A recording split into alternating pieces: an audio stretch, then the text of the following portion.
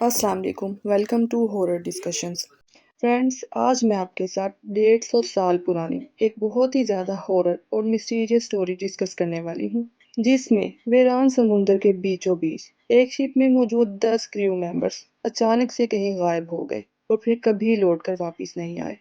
इन 10 crew members के गायब होने के पीछे आखिर क्या राज था, ये जानने के लिए स्टोरी को एंड तक ज़रूर सुनिएगा। लेकिन इससे पहले फ्रेंड्स, मेरी आप लोगों से रिक्वेस्ट है कि मेरे चैनल को सब्सक्राइब करके मेरी वीडियोस को लाइक और शेयर ज़रूर कीजिएगा। और अगर आप अपने साथ पेश आने वाली कोई हॉरर स्टोरी मेरे साथ शेयर करना चाहते हैं तो आप लोग इस ईमेल पर शेयर कर सकते हैं। मैरी सेलेस्ट नामी एक शिप, जिसे आज घोस्ट शिप के नाम से जाना जाता है, 1861 में कनाडा में तैयार की गई थी।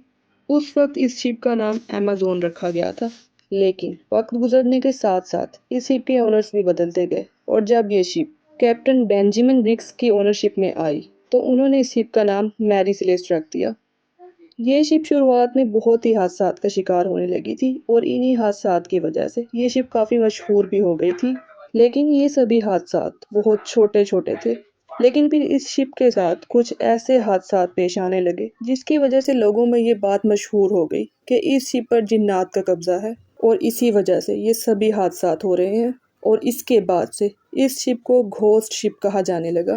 फ्रेंड्स, मेन स्टोरी शुरू करने से पहले मैं इस शिप में पेश आने वाले कुछ अजीबोगरीब हादसात भी आपके साथ शेयर करूंगी। एक बार ऐसा हुआ कि जब ये शिप पोर्ट पर पहुंचने वाली थी तो अचानक से वहां पर अपने आप किसी रीज़न के बगैर आग लग गई।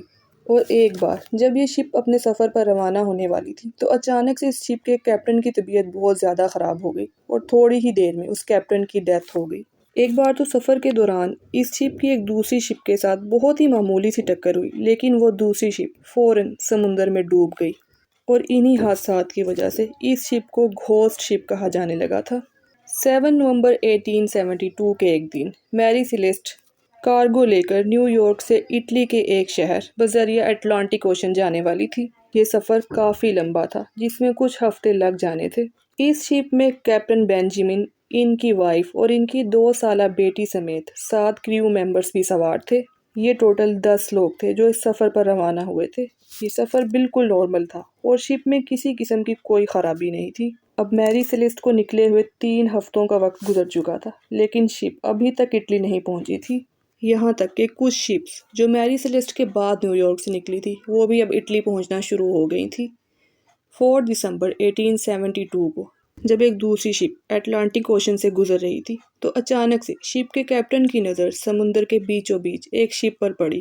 कैप्टन ने जब गौर किया तो उसे पता चला कि वो शिप बिल्कुल हरकत नहीं कर रही थी, बल्कि इस वीरान समुंदर में सिर्फ और सिर्फ लहरों के रहमो करम पर खड़ी थी। कैप्टन ने इस शिप को बहुत सारे सिग्नल दिए, लेकिन इसकी तरफ से कोई भी रिस्पॉन्स नहीं आया।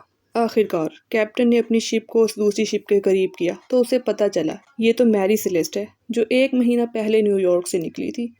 कैप्टन ने अपने क्रू मेंबर्स को शिप के अंदर भेजा तो उन्होंने देखा कि शिप में कोई भी इंसान मौजूद नहीं था और हैरत अंगेज बात तो ये थी कि शिप के अंदर का सारा कार्गो और खाने पीने का सामान बिल्कुल सही सलामत मौजूद था।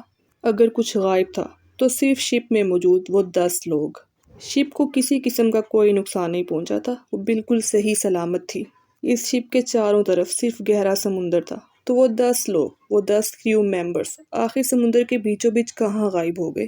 बिलाखिर इस शिप को वापस ले जाया गया और इस शिप के बारे में इन्वेस्टिगेशन शुरू कर दी गई, लेकिन उन 10 लोगों के बारे में कुछ भी पता नहीं चला कि वो कहाँ गए। उनके साथ आखिर उस शिप में उस वीरान समुद्र के बीचों बीच ऐसा क्या मामला पेश आया। इस वाक़ये से बहुत से लोगों ने इस बात पर यकीन कर लिया था कि इन लोगों को उन्हीं जिन्नात ने कहीं गायब किया है जिनका इस शिप पर कब्जा था। बहरहाल हकीकत जो भी हो, घोस्ट शिप की ये स्टोरी एक ऐसी मिस्ट्री है जो आज तक सॉल्व नहीं हुई और उन 10 लोगों के बारे में आज भी किसी को कुछ मालूम नहीं। फ्रेंड्स, आप लोगों का इस स्टोरी के बारे में क्या ख्याल है, मुझे कमेंट करके ज़रूर बताइएगा। और एक बार फिर से मेरी आप लोगों से रिक्वेस्ट है कि मेरे चैनल को सब्सक्राइब करना, वीडियोस को लाइक, शेयर और कमेंट करना बिल्कुल भी मत भूलिएगा। फ्रेंड्स, अब हम मिलेंगे किसी नई हॉरर स्टोरी के साथ। तब तक के लिए अल्लाह हाफिज़।